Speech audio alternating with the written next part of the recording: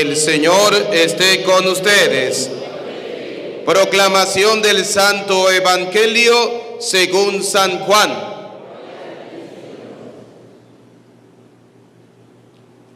Antes de la fiesta de la Pascua, sabiendo Jesús que había llegado la hora de pasar de este mundo al Padre, y habiendo amado a los suyos que estaban en el mundo, los amó hasta el extremo.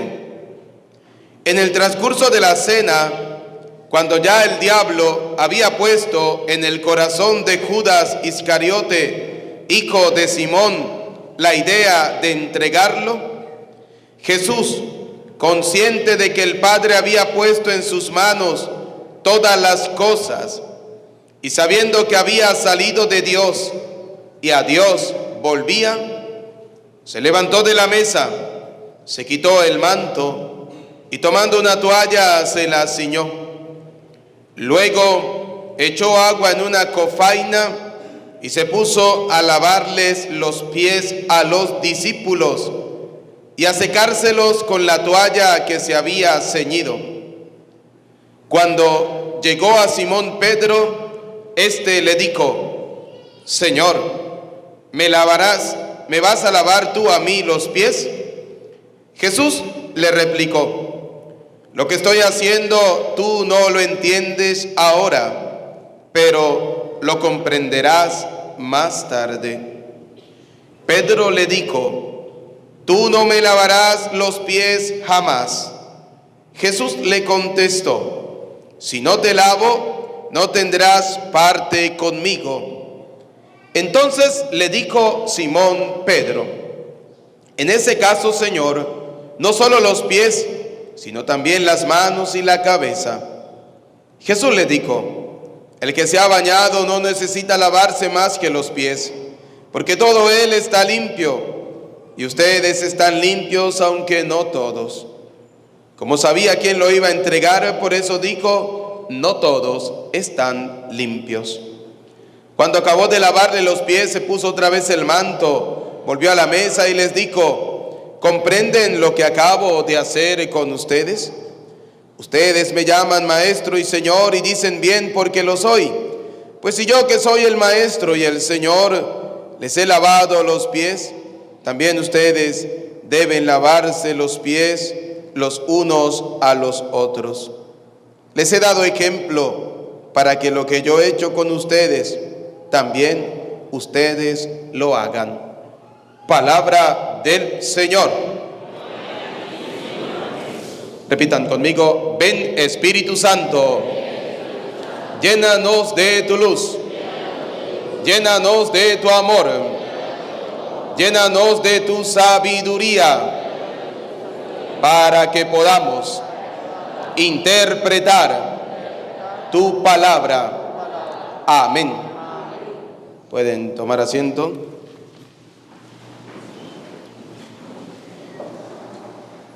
Bienvenidos, queridos hermanos, a este compartir de la palabra de Dios. Hoy celebramos 3 acontecimientos importantes. A ver, primer acontecimiento que celebramos hoy, la institución de la Eucaristía. A ver, ¿cuál es el primero? El segundo, la institución del sacerdocio. ¿Cuál es el segundo? Y el tercero, el mandamiento del amor. Y vamos a verlo cada uno bíblicamente. ¿Por qué? ¿Por qué lo vamos a ver bíblicamente? Porque sería imposible no hablar de la Eucaristía sin citar la palabra de Dios.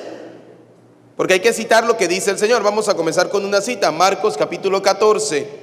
Versículo 22. Mientras estaban comiendo, tomó pan, lo bendijo, lo partió, se lo dio y dijo: tomad, este es mi cuerpo.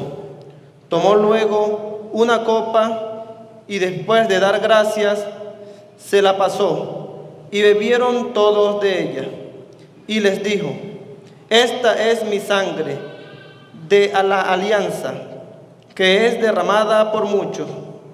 Yo os aseguro que ya no beberé del producto de la vid hasta el día en que lo beba.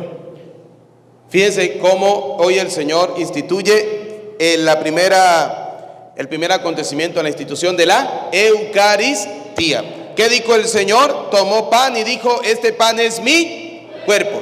Tomó vino y dijo, este vino es mi sangre. Ese pan, ese vino que se transforman en el cuerpo y la sangre del Señor, tiene un proceso que se llama transubstanciación. Así se llama, transubstanciación. ¿Qué significa transubstanciación? Ya lo vamos a ver. Dice que es la sustancia del pan y del vino que desaparecen al convertirse en el cuerpo y la sangre del Señor. ¿Cómo así? El pan ya no es pan. El pan es el cuerpo ¿de quién? De Cristo. ¿Quién lo dijo? Jesús. Él tomó el pan, le dijo a sus apóstoles, este pan es mi cuerpo. Este pan es mi cuerpo. Jesús, ¿qué le dio? ¿Carne de él, carne humana? No. Les dio el pan, pero él lo consagró diciéndoles, este pan es mi cuerpo. Tomó vino y le dijo, este vino es mi sangre. Eso se llama transubstanciación. Es decir, las sustancias del pan y del vino se convierten en el cuerpo y la sangre ¿de quién? De Cristo. ¿Qué permanece? Los accidentes. Por eso, fíjense, muchos de ustedes con los términos que yo estoy utilizando no me están entendiendo mucho, ¿no? ¿Qué es transubstanciación? ¿Qué permanece? ¿Cuáles son los accidentes que permanecen? Por eso es importante que ustedes tengan claro por qué la iglesia, antes de ordenar a un muchacho sacerdote, primero tiene que mandarlo ¿a qué? A estudiar, ¿sí? Porque el sacerdote no es que agarró la Biblia, pegó 4 gritos y pues el Señor me dijo y el Señor me reveló, yo voy a ser cura. No, señor. La transubstanciación es la sustancia del pan y del vino se transforma en el cuerpo y la sangre ¿de quién? Del Señor. ¿Qué permanecen? Los accidentes. ¿Cuáles son los accidentes? Los atributos. ¿Cuáles son los atributos? El pan no deja de ser pan, no pierde la forma de pan. El vino no pierde la forma del vino, pero ya no es pan, sino que es cuerpo ¿de quién? De Cristo. El vino no pierde su olor, no pierde su sabor, pero ya no es vino, es la sangre ¿de quién? De Cristo. Eso se llama transubstanciación. Eso mismo hizo el Señor. El Señor no les dio su carne humana, sino les dijo, en este pan es mi carne, este pan es mi carne, este vino es mi sangre. Exactamente hizo lo mismo. Por eso en la consagración, el pan ya no es pan, es el cuerpo de Cristo. El vino ya no es vino, es la sangre ¿de quién? De Cristo. Primera de Corintios capítulo 11, fíjense lo que nos dice, versículo 22.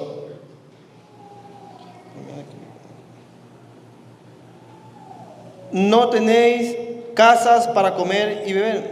23. Porque yo recibí del Señor lo que os transmití. Fíjense algo. Primera pregunta. ¿Pablo estuvo en la última cena del Señor? No. Entonces, ya ellos, los apóstoles, habían hecho lo que el Señor les dijo. ¿El Señor qué les dijo? Este pan es mi cuerpo, este vino es mi sangre, hagan esto en memoria mía. Es decir, que los apóstoles, después que Cristo murió y resucitó, comenzaron a hacer la fracción del pan. Cada vez que comía del pan, cada vez que bebían del cáliz, anunciaban la muerte del Señor. Eso lo recibió Pablo de Tarso. ¿Cuándo lo recibe Pablo de Tarso? En el momento en que Pablo comienza a recibir la enseñanza. Porque recuerden que Pablo se convierte camino a Damasco. Y Jesús, el Señor, le dijo, ve donde tal discípulo llamado Ananías, creo, si mal no recuerdo, y si estoy equivocado me corrigen. Y ese entonces después lo refirió a los apóstoles y todo eso, con tal que a Pablo luego le impusieron las manos. lo ordenaron sacerdote. Dice la palabra de Dios que el Espíritu Santo dijo: reservarme a Pablo y a Bernabé para la misión que les tengo encomendada. Y dice que los apóstoles oraron, le impusieron las manos, ordenando a los sacerdotes, y lo enviaron. Entonces, Pablo, cuando recibió esa enseñanza, mire lo que les dijo. Vuelvo a leer, capítulo 11, versículo 23 de la primera carta a los Corintios. Porque yo recibí del Señor lo que os transmití, que el Señor Jesús, la noche en que era entregado, tomó pan, dio gracias, lo partió y dijo: este es mi cuerpo, que se entrega por vosotros. Haced esto en memoria mía. Asimismo, tomó el cáliz después de cenar y dijo: esta copa es la nueva alianza en mi sangre. Cuanto las veces las bebieres, hacedlo en memoria mía. ¿Esas palabras son de Pablo? Católicos, ¿estas palabras son de Pablo? ¿Por qué dudan? Por eso es que terminan protestantes. A ver, ¿estas palabras son de Pablo? Tomó pan y dijo: este pan es mi cuerpo. Tomó vino y dijo: este vino es mi sangre. ¿Son de quién? Son de Jesús. Pero los apóstoles lo recibieron ¿de quién? De parte del Señor. Como lo recibieron de parte del Señor, ellos lo transmitieron y lo fueron haciendo. Y fíjense lo que más le dice Pablo: pues cada vez que comáis este pan y bebáis de este cáliz, anunciáis la muerte del Señor hasta que venga. Por tanto, quien coma el pan o beba el cáliz del Señor indignamente, será reo del cuerpo y de la sangre del Señor. El que come el cuerpo y bebe la sangre del Señor, ¿qué cosa? Indignamente. Peca contra el cuerpo y la sangre ¿de quién? Del Señor. Entonces, transubstanciación es toda la sustancia del pan y del vino que desaparece. La sustancia, es decir, el pan ya no es pan, el vino ya no es vino, ¿sí? Y se convierte en el cuerpo y la sangre ¿de quién? Del Señor. ¿Qué permanece? Los accidentes, las especies, ¿sí? Su apariencia del pan. El pan usted lo ve y sigue siendo pan. El vino usted lo prueba y sigue siendo vino. Pero ya no es pan, es el cuerpo de Cristo. Ya no es vino, es la sangre ¿de quién? De Cristo. ¿Por qué lo creemos? Porque fue el mismo Jesús quien lo hizo por primera vez. Fue Jesús. Él fue el que la instituyó. Solo que después se le coloca el nombre, ¿no? Como todo, la sociedad le va colocando nombre a todas las cosas, ¿no? Y entonces se le colocó el nombre a ese hecho como transubstanciación, ¿sí? Hay una canción muy bonita que se llama Eucaristía, Milagro de Amor, no sé si la saben, ¿no? Pero el estribillo dice: Eucaristía, milagro de amor, Eucaristía, presencia del Señor. A ver, todos. Eucaristía, Eucaristía. Es que a mí cuando yo los escucho a ustedes con ese convencimiento me enamoran. A mí me enamoran ustedes. Les brota a ustedes, ¿sí? Les sale por las venas el ser católico. El que están convencidos. Yo sé que hay muchos católicos que no quieren creer que Jesús está en la Eucaristía. Creen que es un invento de los curas de la iglesia. No. El primer inventor de eso fue Cristo. Fue Jesús. Y luego lo comenzaron a seguir haciendo ¿quiénes? Los apóstoles. ¿Por mandato de quién? De Jesús. Hagan esto en memoria mía. A ver, vamos a ver cómo dice el estribillo. Eucaristía.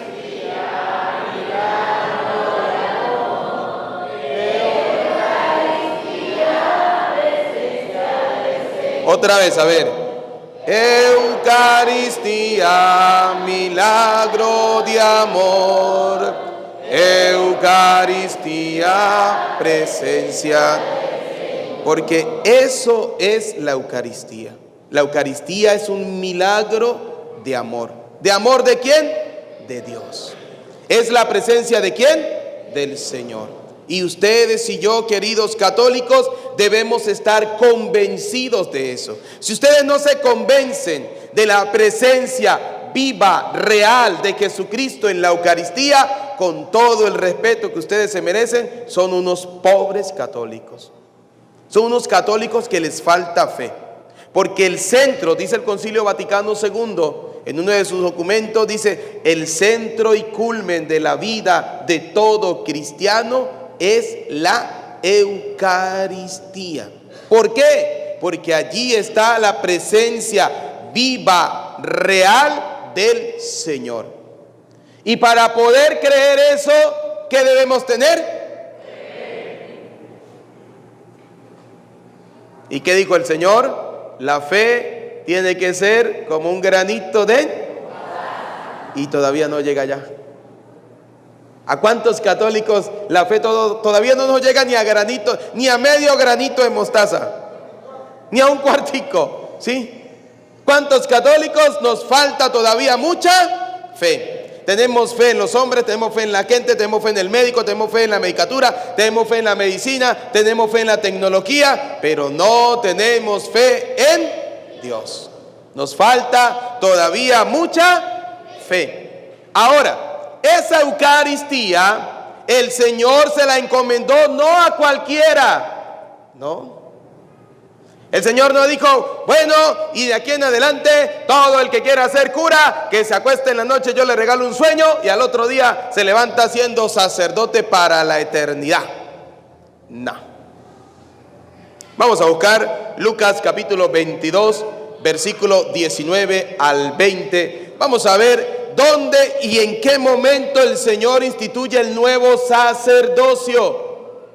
¿A quién le dijo el Señor que lo vayan a hacer? Si fue a todo el mundo, fue a solo un grupo. ¿A quién se lo dijo el Señor? Lucas capítulo 22, versículo 19 al 20. Vamos a ver qué nos dice el Señor. Escuchen. Tomó luego pan. ¿Quién tomó el pan? Jesús. Dio gracias, lo partió y se los dio, diciendo: este es mi cuerpo que se entrega por vosotros. Haced esto en recuerdo mío. En ese momento, cuando el Señor le dijo: hagan esto en recuerdo mío, en memoria mía, el Señor los está nombrando como sacerdotes. En ese momento.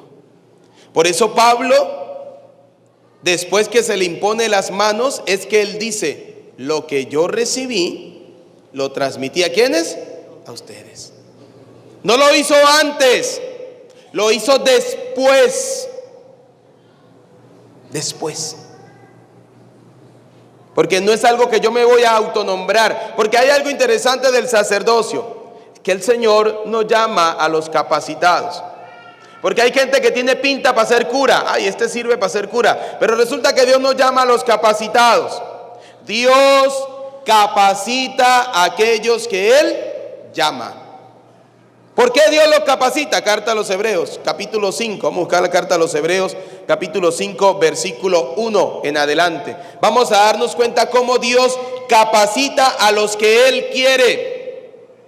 Dios capacita a los que Él llame. Ahorita les voy a contar una anécdota del santo cura de Ars, sacerdote de Francia, ¿sí?, que tuvo una anécdota muy interesante antes de ser ordenado sacerdote. Carta a los Hebreos capítulo 5 versículo 1. Fíjense cómo Dios capacita a los que Él llama. En el momento en que el Señor le dijo: hagan esto en memoria mía, le está diciendo a sus apóstoles: ustedes háganlo. Y luego los apóstoles comenzaron a transmitirlo a sus sucesores.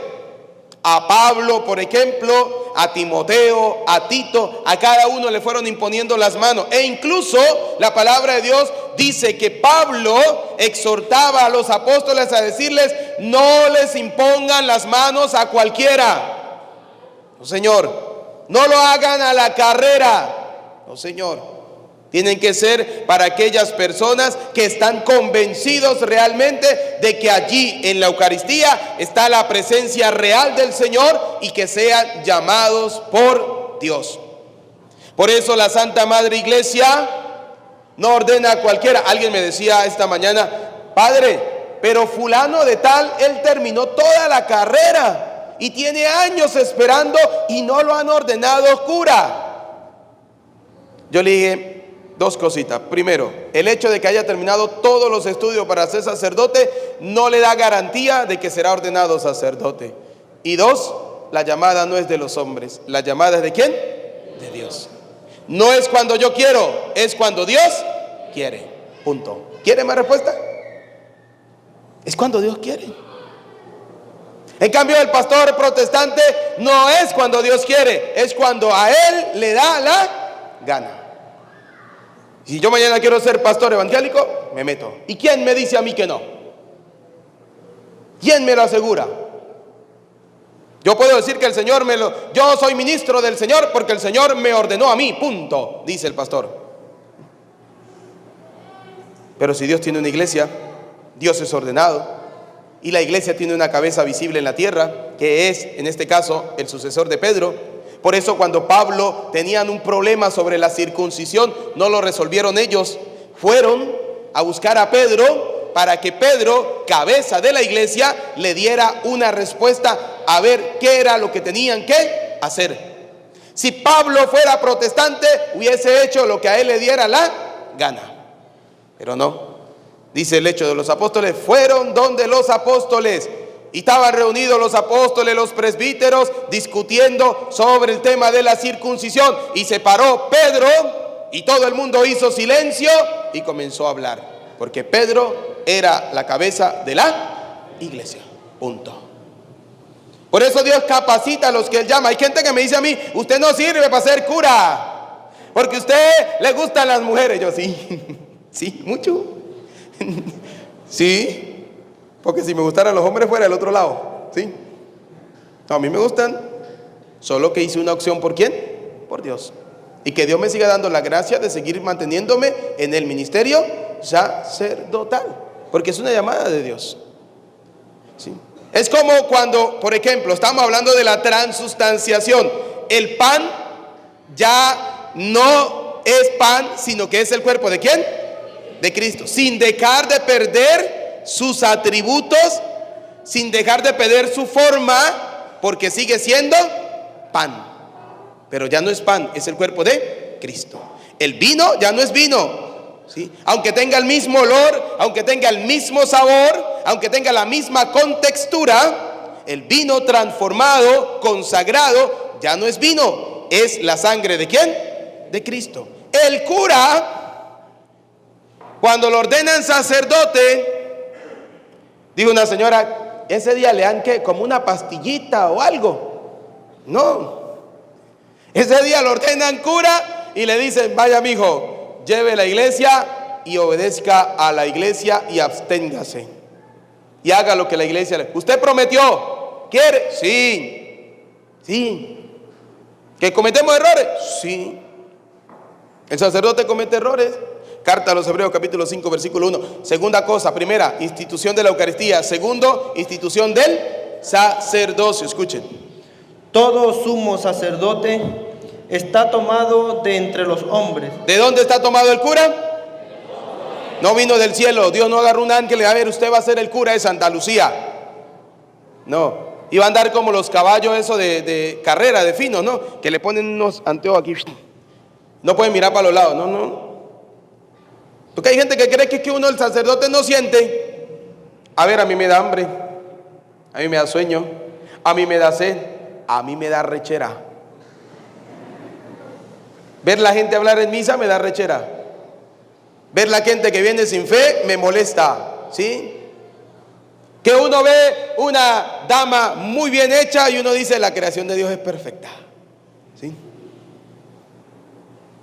Seres humanos igualitos como cualquiera. Dice la palabra de Dios: unos nacen eunucos que no sirven para... ¿Ustedes saben qué son los eunucos, verdad que sí?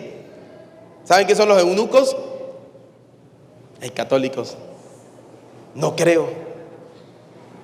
A ver, eunuco es aquella persona, hombre, varón del sexo masculino, que no sirve para tener una familia porque no sirve para la reproducción. Ahora, ¿saben qué es un eunuco? Bueno, unos nacen eunucos, ¿sí? A otros los hacen eunucos. Por ejemplo, en tiempo de antes, para que los empleados no embarazaran a las empleadas, los hacían eunucos. Eso lo ve uno en la historia, eso no hay que repetirlo. Lo que pasa es que hoy en día en nuestro país, Venezuela, los muchachos no quieren leer la historia, ¿no? Pero si usted pone a leer la historia, todo eso lo va a encontrar ahí. Qué importante es la lectura, ¿sí? Y dice la palabra de Dios que otros se hacen eunucos por el reino de los cielos. Es decir, que sirviendo prefieren no vivir el ministerio del matrimonio para ser servidores ¿de quién? De Cristo. Así lo dice la palabra de Dios. Así lo dice la palabra de Dios. Pero yo, padre Eudin Medina, les aseguro que tengo todos los atributos muy bien puestos, ¿sí? Así que no se preocupen por eso. ¿Me gustan las mujeres? Sí, bastante. Claro que sí, porque soy un ser humano. Pero yo le pido a Dios todos los días seguir manteniéndome firme en el ministerio sacerdotal. ¿Que caigo, que cometo errores? Sí. Carta a los Hebreos capítulo 5 dice: el sacerdote es un hombre tomado de entre los hombres y constituido en favor de la gente. ¿Y está en favor de quién? De la gente. En lo que se refiere a Dios. ¿En lo que se refiere a qué? A Dios. ¿Usted cree que si el Señor hubiese visto nuestras miserias y nuestros pecados nos llama? No, ni siquiera los apóstoles. ¿Cuál era el pecado de Pedro? Haber negado al maestro. ¿Cuál era el pecado de Judas? Haber traicionado al maestro. ¿Cuál era el pecado de los hijos de Zebedeo? Eran egoístas, eran egocéntricos, querían mandar más que los demás. ¿Cuál era el pecado de Tomás, el incrédulo? La falta de fe. ¿Cuál fue el pecado de los demás apóstoles? Que no creyeron y no confiaron en el Señor, y cuando más los necesitaba Dios, paticas, ¿para qué te tengo? Se fueron, lo dejaron solo. Y son las bases de la iglesia, son la columna de la iglesia. Es que el padre Eudin anda con un hombre y eso seguro es el marido del cura. Es que el padre anda con una mujer y esa es la mujer del cura. Es que el padre anda con unos carajitos enfermos, será. El padre no sale de la casa a curar, eso es un amargado. Y así, haga y con quien usted ande, siempre te van a criticar. ¿Qué dijeron de Jesús? A ver, ¿qué dijeron de Jesús? Allá viene ese borracho, allá viene ese glotón, allá viene ese que come con pecadores, come con prostitutas. Eso dijeron del Señor.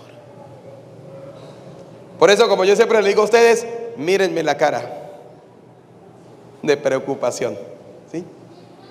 Porque yo estoy claro que yo le sirvo ¿a quién? A Dios. Ya está. Y como dice la carta a los Hebreos, el sacerdote es un hombre tomado entre los hombres, puesto al servicio de Dios en favor de los hombres. ¿Qué más dice? Es para ofrecer dones y sacrificios por los pecados. Es capaz de comprender a ignorantes y extraviados, porque también él se halla envuelto en flaqueza. Porque también él se halla envuelto en flaqueza. Porque el cura también tiene pecados. Lo que pasa es que yo, como lo dije en estos días, hay gente que cree que hay gente que cree que orina agua bendita. Hay algunos que no hay que bendecirle el agua el sábado santo. Eso acá, paren ahí mismo. ¿Sí? Porque hay gente que cree que orina agua bendita, para no decir lo otro, ¿sí?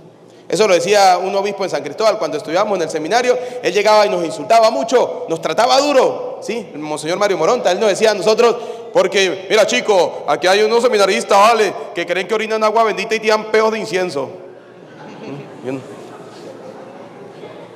Sí, porque es así. Aquí hay gente que cree que orina agua bendita y tiran peos de incienso. No, mijo, todos somos pecadores, todos. Es más, la palabra dice, el sacerdote está envuelto en debilidades, tiene sus debilidades. Por eso ofrece el sacrificio. ¿Cuál es el sacrificio? La Santa Misa. Primero. Y a causa de la misma, debe ofrecer por sus propios pecados, lo mismo que por los del pueblo. Ofrecer la misa primero por sus propios y luego por los pecados del pueblo. Ese es el sacerdote. Ese es el sacerdote. Ese que el Señor les dijo en la última cena: hagan esto en memoria mía. A quienes ustedes les perdonen los pecados, le quedarán perdonados. Vayan por todo el mundo y bauticen en nombre del Padre, del Hijo y del Espíritu. Lo que ustedes aten en la tierra quedará atado, ¿dónde? En el cielo. Ese es el sacerdote. Ese es el sacerdote. Sacerdote que tiene que celebrar un bautizo, y luego tiene que celebrar un funeral, y luego tiene que celebrar un matrimonio, y luego tiene que dar una primera comunión, y luego tiene que ir a visitar a un enfermo. Ese es el sacerdote. Qué problema psicológico, ¿no? Pasar de un momento de alegría como el bautizo a un momento de tristeza como el funeral, a un momento de darle fuerza a una familia porque tiene un ser querido enfermo, a celebrar la alegría de un matrimonio, la dicha de unos niños que celebren la primera comunión. Esa es la vida sacerdotal. Eso tenemos que hacer nosotros. Dígame, cuando uno se sienta a confesar y viene uno con un problema y viene otro con un problema más grande que el primero y viene el tercero con un problema más grande que el primero y que el segundo, y a todos hay que decirle algo, a todos hay que ayudarlos y a todos hay que darle la misericordia ¿de quién? De Dios. Yo siempre conforto a los pecadores diciéndoles, con la primera carta de San Juan capítulo 1 versículo 8 en adelante: todos somos pecadores, y el que diga que no tiene pecado es un mentiroso y hace pasar a Dios por mentiroso. Todos somos pecadores. Por eso en carta a los Hebreos capítulo 5 versículo 1 vemos el sacerdocio. Una vez el santo cura de Ars, cuando estaba en el seminario, leí el libro El cura de Ars. Era un libro grueso, sí, tenía como 1000 páginas, ¿no? Pero leyendo el libro me encontré con una anécdota que siempre la he tenido presente. Me encantó esa anécdota del santo cura de Ars. ¿Será verdad, será mentira? No sé, el autor la colocó allí y dijo que le había pasado al santo cura de Ars. Dice que el santo cura de Ars llegó el momento final. Después de haber estudiado en el seminario y todo eso, le llegó el momento de hacer el examen final. Y el profesor le hizo esta pregunta: ¿qué dice el libro de los jueces, capítulo 15, versículo 16? Vamos a leerlo. El profesor le hizo la pregunta al santo cura y le dijo: ¿qué dice el libro de los jueces, capítulo 15, versículo 16? Vamos a ver qué dice.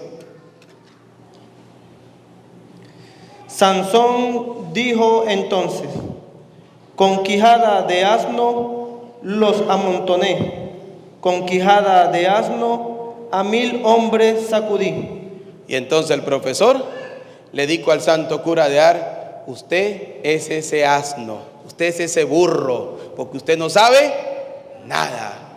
Y el santo cura de Ars le dijo: pues mire, profesor, si Sansón con la quijada de un burro mató a 1000, imagínese qué puede hacer a Dios.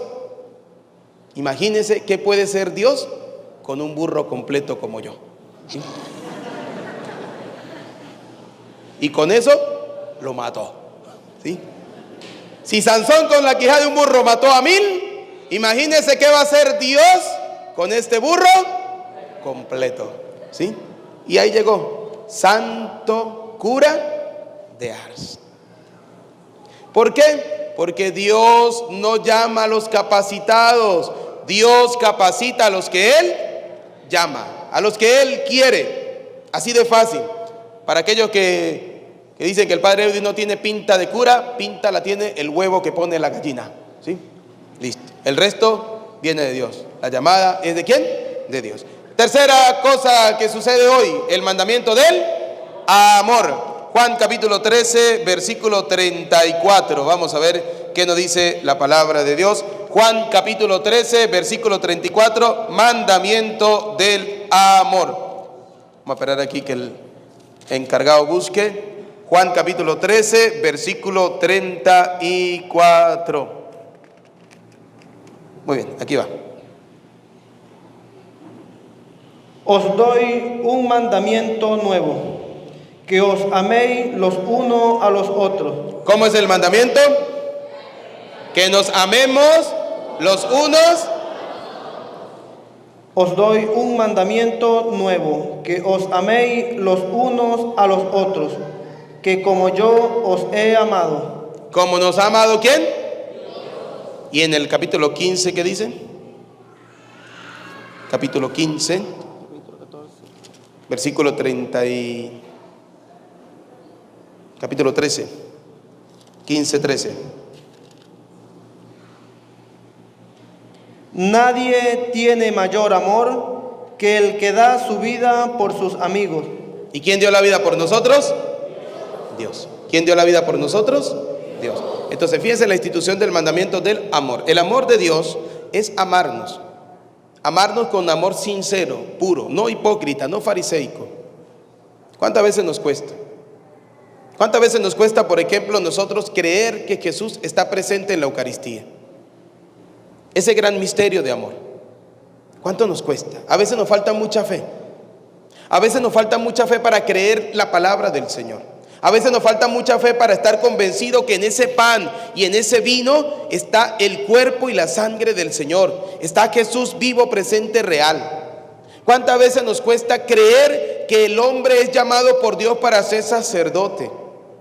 ¿Cuántas veces nos cuesta creer en las debilidades del sacerdote? ¿Cuántas veces no tenemos misericordia por el sacerdote? ¿Cuántas veces lo juzgamos, lo criticamos, lo condenamos? ¿Cuántas veces?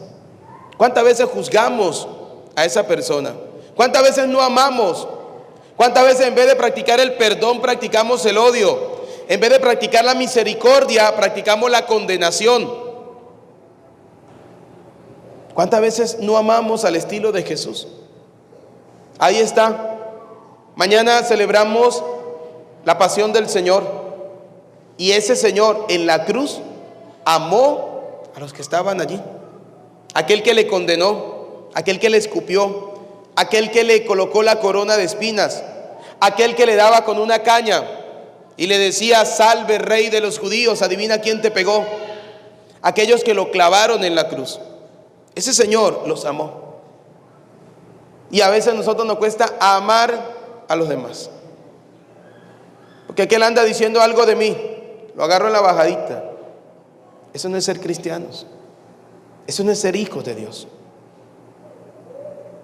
El Señor nos invita hoy a cada uno de nosotros a que tengamos presente que servir a la iglesia y servir al Señor debes tener una base fundamental. Primero, la Eucaristía. Segundo, que la iglesia es ordenada. La iglesia no es desordenada. La iglesia es muy ordenada. Y tercero, dentro de esa iglesia debe prevalecer algo que se llama amor. Tanto fue el amor de Dios por sus apóstoles que a Pedro le lavó los pies, tanto e igual manera como se los lavó a Judas.